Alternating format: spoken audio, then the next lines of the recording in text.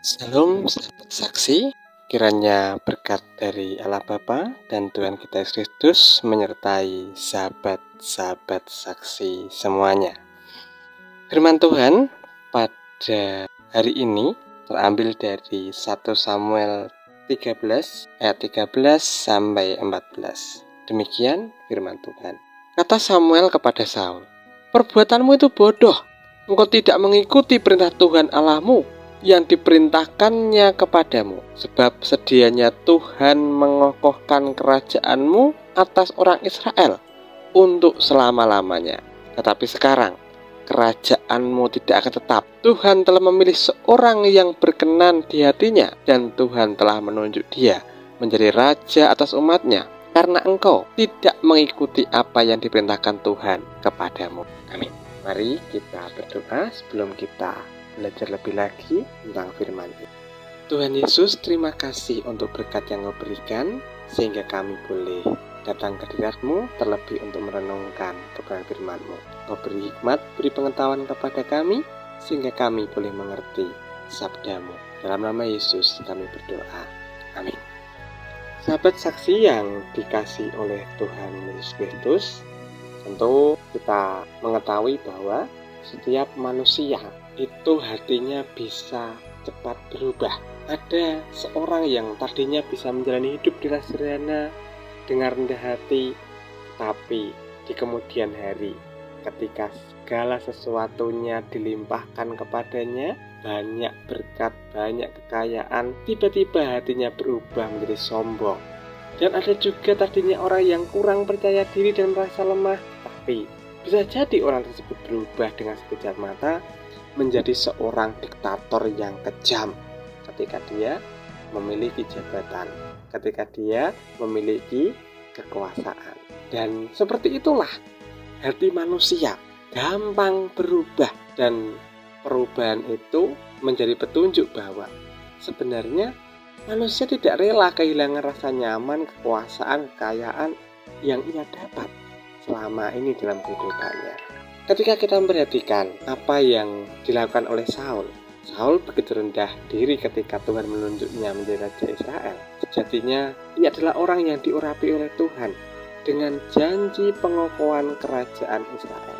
Kita tahu Saul memang seorang yang taat dan rendah hati, namun ia lupa bahwa hati itu gampang berubah, dan itu terjadi ketika ia tidak sabar menanti kedatangan Samuel, dan dia dengan lancang mempersembahkan korban bakaran yang bukan menjadi tugasnya, karena korban bakaran hanya boleh dipersembahkan oleh orang-orang pilihan Tuhan, yaitu Samuel sebagai nabi Tuhan. Saul sebagai raja yang punya kekuasaan, punya kedudukan, ia begitu angkuh. Ia menjadikan bukannya sebagai raja menjadi alasan bahwa ia bisa berbuat apa saja, termasuk mengambil tugas keimaman atau tugas orang imam. Sikapnya yang tidak sabar, angkuh, dan tidak taat dinilai Tuhan sebagai penolakan Saul kepada Tuhan. Dan apa yang terjadi? Saul harus menerima konsekuensi. Ia ditolak sebagai raja dan kehilangan janji Tuhan. Ia kehilangan apa yang coba ia pertahankan dengan kuat.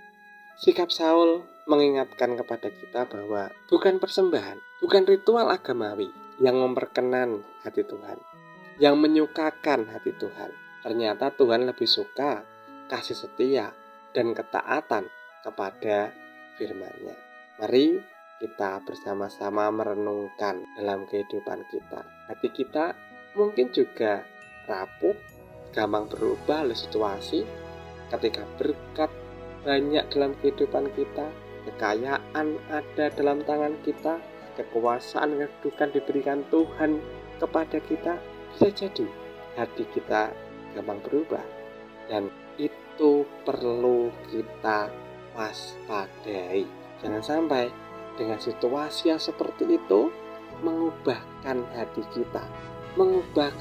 kita, sehingga kita menjadi angkuh, kita menjadi sombong, dan pada akhirnya melupakan Tuhan. Dan apa yang terjadi selanjutnya saya tidak tahu, kita semua tidak tahu, hanya Tuhan yang tahu. Cuma Tuhan menginginkan kita supaya kita mewaspadai hati kita, supaya tidak berubah dengan cepat. Dan Tuhan menginginkan supaya kita taat kepada firman-Nya. Jadi manusia itu rapuh, gampang jatuh karena keadaan. Oleh sebab itu, jagalah hati kita dengan penuh kewaspadaan. Kiranya Tuhan memberkati kita semua. Amin. Mari kita berdoa. Tuhan Yesus, terima kasih untuk renungan singkat yang Kau berikan kepada kami, dan biarlah kami menjaga hati kami dengan kewaspadaan. Ketika berkat datang, ketika kedudukan Engkau berikan kepada kami, biarlah kami tak waspada, menjaga hati kami selalu taat kepada firman-Mu, taat melakukan firman-Mu dalam kehidupan kami hari lepas hari. Terima kasih Tuhan untuk penyertaan-Mu. Dalam nama Yesus kami berdoa.